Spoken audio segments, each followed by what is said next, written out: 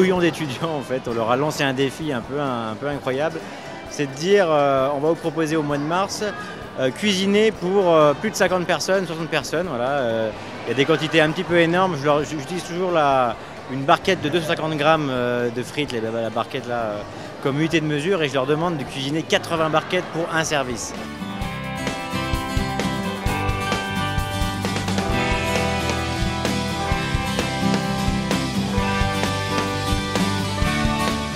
On propose aux étudiants, au moment où on leur parle du projet, s'ils veulent présenter un spectacle à côté.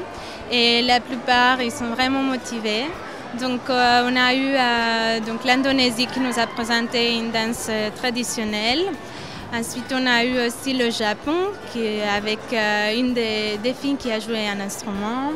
Ensuite, on a eu quoi d'autre? Donc la Malaisie, ils étaient assez nombreux, une autre danse traditionnelle.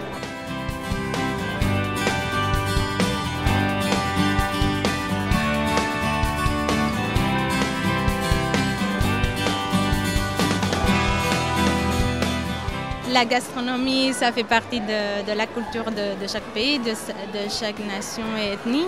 Donc en fait, nous on leur propose qu'ils puissent bien présenter la culture. C'est vrai que la gastronomie, ça nous donne plus envie au départ, mais après voilà, pouvoir accompagner un repas d'une bonne musique, d'une belle danse, ça fait toujours plaisir.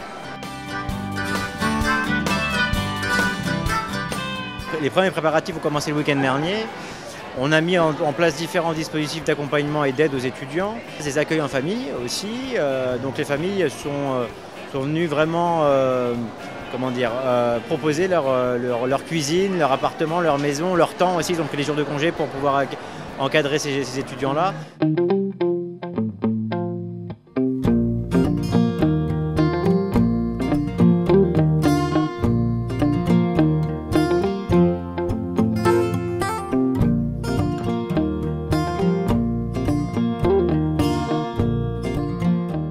Déjà, il y a différentes cuisines qui fonctionnent en même temps. Donc, dans la nôtre, ce sont des maki-sushi. Donc, maki-sushi, donc ce sont des sortes de sushi dans lesquels donc il y a du riz japonais cuisiné avec un vinaigre spécial, et puis donc de l'omelette, et puis donc aussi donc du concombre et des crevettes, et d'autres maki-sushi donc au concombre.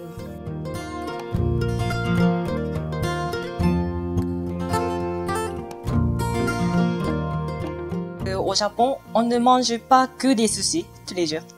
Donc on a pensé d'autres choses aussi. Un plat, c'est du poulet cuit avec la sauce un peu sucrée, le goût de sauce soja et du sucre. Et on appelle ça yakitori. Et ensuite, on va faire aussi des kimpira. Et c'est du carotte cuit avec la sauce un peu sucrée.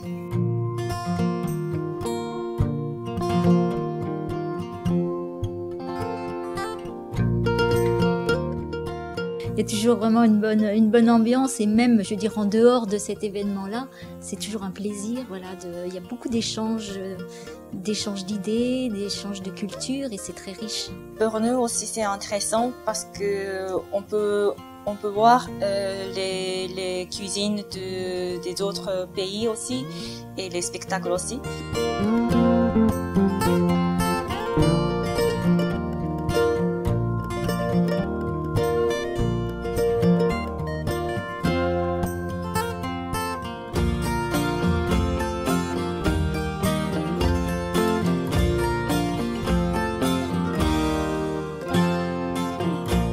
C'est une découverte pour moi cette soirée, avec la découverte de plein de goûts différents et de saveurs vraiment surprenantes.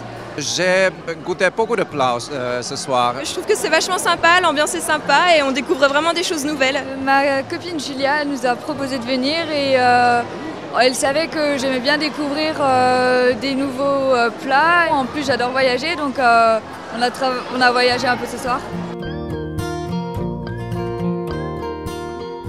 C'est créer un espace de rencontre interculturelle. Besançon, ville d'accueil, là maintenant on ouvre des fenêtres sur le monde une fois par an. c'est de parler aussi que la mobilité internationale, c'est pas réservé à une certaine élite. C'est de dire qu'on peut se préparer, on peut rencontrer, on peut tisser un réseau de contacts avec des gens qui sont là dans notre ville, à côté de chez nous, et qu'on peut peut-être rêver un jour d'aller les voir chez eux finalement, quoi.